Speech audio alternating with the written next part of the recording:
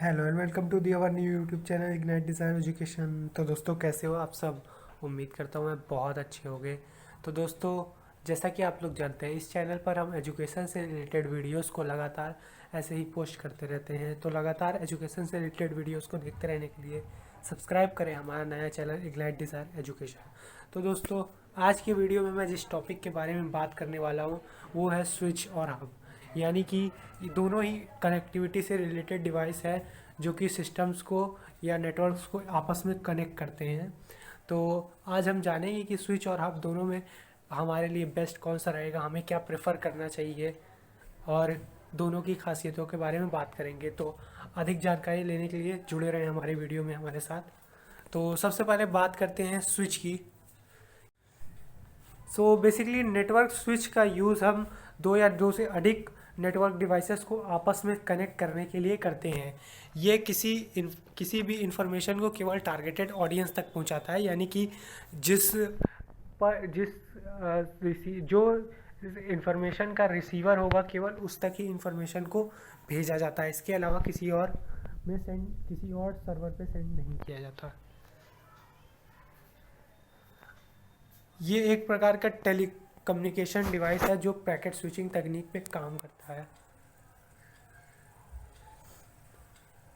अब बात करते हैं diagram of network device switch की। तो कुछ ऐसा दिखाई देता है नेटवर्क स्विच।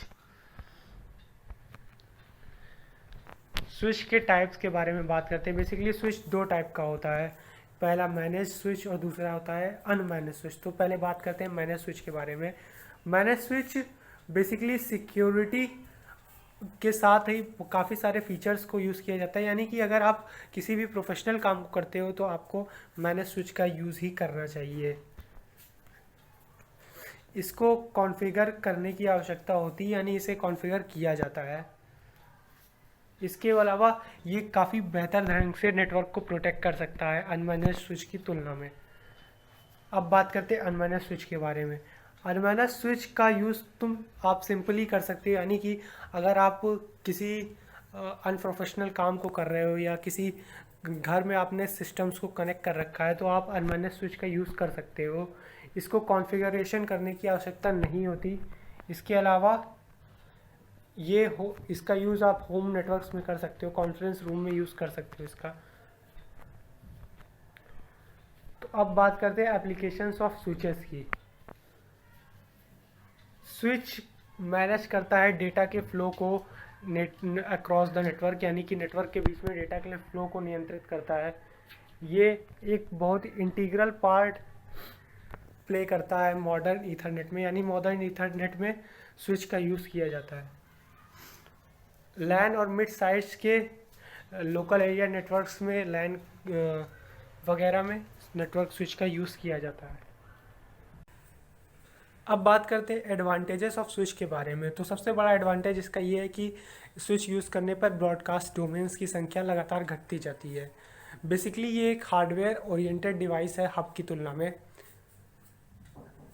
ये मैक मैपिंग तकनीक पे काम करता है, यानी कि जो भी डेटा सेंडर सेंड करता है किसी नेटवर्क में, ये उसमें मैक मैपिंग तकनीक के ज़रिए उसके रिसीवर तक पहुंचता है।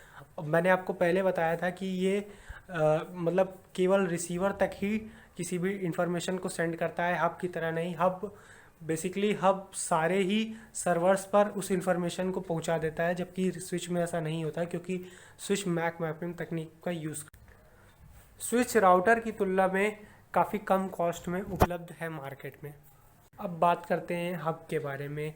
हब भी बेसिकली नेटवर्क डिवाइसेस को आपस में कनेक्ट करने के लिए बनाया गया एक सिस्टम है। हब में अगर हम किसी डेटा को किसी सेंडर से किसी रिसीवर तक पहुंचाना चाहते हैं हब के थ्रू, तो हब उसे सारे ही सर्वर्स में जितने ही डिवाइसेस कनेक्ट होंगे उन सब पे सेंड कर देता है। मैंने आपको पहले भी बताया इस वीडियो में। कुछ इस तरीके से दिखाई देता है हब। अब बात करते हैं टाइप्स ऑफ हब की। टाइप्स बेसिकली तीन टाइप के हब्स मार्केट में पाए जाते हैं। पहला एक्टिव हब, दूसरा पैसिव हब और तीसरा इंटेलिजेंट हब। अब बात करते हैं इनके प्रकारों की। तो एक्टिव हब बेसिकली सिग्नल्स को रीजनरेट करता है, यानी भेजे जाने वाले सिग्नल्स को रीजनरेट करता है और ये एम्पलीफाई करता है उन सिग्नल्स को जिसके लिए इसे इलेक्ट्रिसिटी की आवश्यकता होती है। इसके विपरीत पैसिव हब किसी भी प्रकार के सिग्नल को रीजनरेट नहीं करता, इसलिए इसे इलेक्ट्रिसिटी की आवश्यकता नहीं होती। इंटेलिजेंट हब भी बेसिकली एक्टिव हब के सिद्धांत पर ही काम करता है, लेकिन ये ट्रबल शूटिंग की कंडीशन में नेटवर्क्स के लिए काफ़ी काम होता है, क्योंकि इसमें माइक्रो प्रोसेसर चिप्स का यूज़ किया जाता है। इसी कारण इसे स्मार्ट डिवाइस भी बोला जाता है। तो अब बात करते हैं हब के एडवांटेजेस के बारे में। बेसिकली हब काफ़ी लेस एक्सपेंसिव प्रोडक्ट है, यानी स्विचेस की तुलना में ये काफ़ी सस्ता प्रोडक्ट है और इसे मल्टीपल डिवाइस को कनेक्ट करने के लिए यूज़ कर सकते हैं। अब बात करते हैं डिसएडवांटेजेस ऑफ हब के बारे में। ये सारे ही मतलब मैंने आपको पहले ही बताया है, 2 बार बता चुका हूँ कि अगर ये किसी सूचना को किसी सर्वर तक पहुंचाना चाहता है तो ये नेटवर्क से जुड़े हुए अन्य डिवाइसेस को भी, सभी डिवाइसेस को उस इंफॉर्मेशन को सेंड कर देता है। ये हाफ डुप्लेक्स मोड में काम करता है, यानी कि एक बार में या तो किसी सिस्टम से आप डेटा को सेंड कर सकते हो या रिसीव कर सकते हो, एक साथ आप दोनों काम नहीं कर सकते। हब के मैक्सिमम 4 पार्ट्स होते हैं, इसलिए यह अधिक डिवाइसेस को अपने साथ कनेक्ट नहीं कर सकता, जबकि स्विच इसकी तुलना में अधिक डिवाइसेस को कनेक्ट कर सकता है। अब बात करते हैं difference between switch and hub. Hub केवल OSI मॉडल की फिजिकल लेयर पर ही वर्क करता है, जबकि स्विच डेटा लिंक लेयर पर भी वर्क कर सकता है। स्विच हब की तुलना में काफ़ी इफ़िशियंट होता है। इसका यूज़ मल्टीपल कंप्यूटर्स को लैन में जोड़ने के लिए किया जाता है, यानी कि लैन में स्विच का यूज़ किया जाता है। और ये ईथरनेट में भी मॉडर्न ईथरनेट में भी स्विच का यूज़ किया जाता है, जबकि हब का यूज़ मात्र ओल्ड समय के ईथरनेट्स में किया जाता था।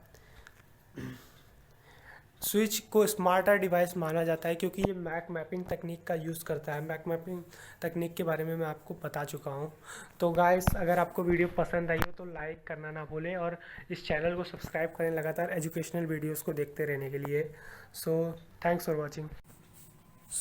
Thank you for paying attention. अगर आपको ये वीडियो पसंद आया हो तो लाइक करना ना भूलें और सब्सक्राइब करें हमारे नए चैनल इग्नाइट डिज़ायर एजुकेशन को। Thank you.